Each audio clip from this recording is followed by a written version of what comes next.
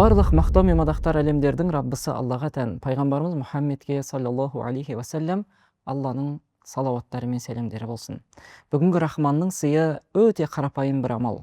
Ол бар болғаны 10 минуттай ғана уақыт алады.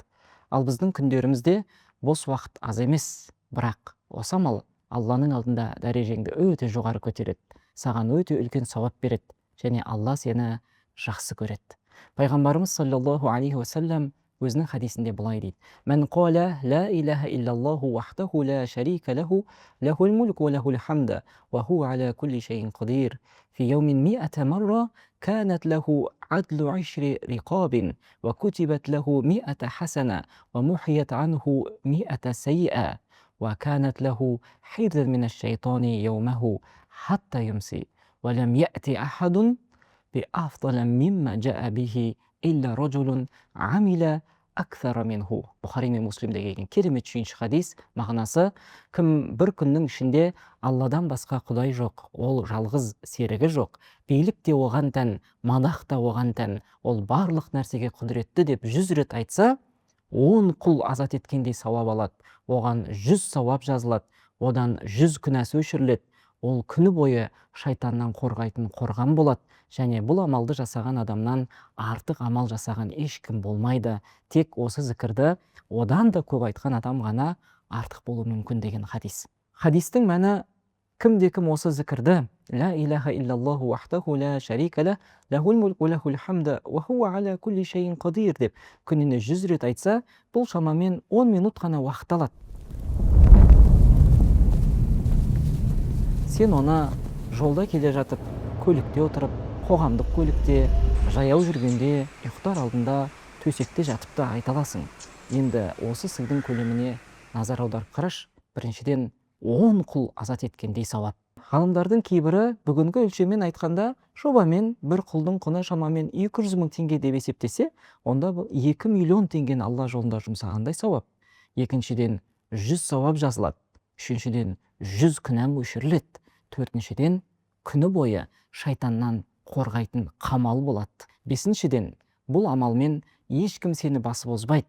Тек осы зікірді сенен көбірек айтқан адам ғана артық болады. Енді ойланып көрш, 2 миллион теңге садақа беру оңай ма? 100 сауап жинау қанша уақыт алады? 100 күнәнің кешірілуі үшін тәубеге келу керек емес пе? Шайтаннан қорғану үшін зікір, дұға, истиғаза керек емес пе? Ешкім сізден озбайтындай артық амал істеу үшін қанша еңбек ету керек? Ал осының бәрі бар болғаны 10 минуттық зікірмен берілгелі тұр. Бұл Раббымыздан келген сый әрі үлкен нығмет. Неге Алла бұл зікірді осылай көп айтуды қалады? Психологияда бір теория бар, бекіту теориясы, яғни теория повторения дейді. Яғни адам бір мағынаны қайта-қайта айтса, ол мағына жүрекке бекіп, сенімге, дүниетанымға айналады. Алла Тағала бізден қалағаны осы зікірдің мағыналары сенің жүрегіңге орнықсын. Сонда сен Алламен бірге өмір сүріп нағыз бақытты боласың. Зікірдің ішкі мағыналары: ла илаха иллалла, ва Раббым, мен тек саған ғана құлмын. Бүкіл пайғамбарлар әкелген ақидаға иман келтірдім. Бұл әлемде сенен басқа құдай жоқ деген мағына.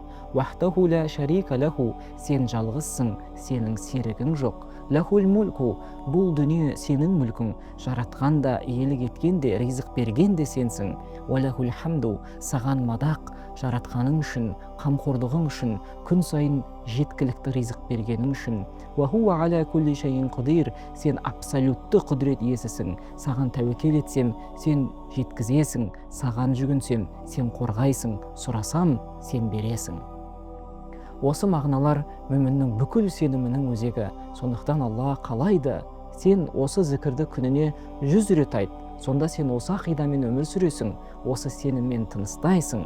Сол кезде Алланың уәде еткен ұлы сыйлары саған беріледі. 10 құл азат ету, 100 сауап, 100 күнәнің кешірілуі, шайтаннан қорған, ешкімнен кем түспейтін амал. Алла бізді зікірді үзбей жасайтын құлдарынан етсін деп тілейміз.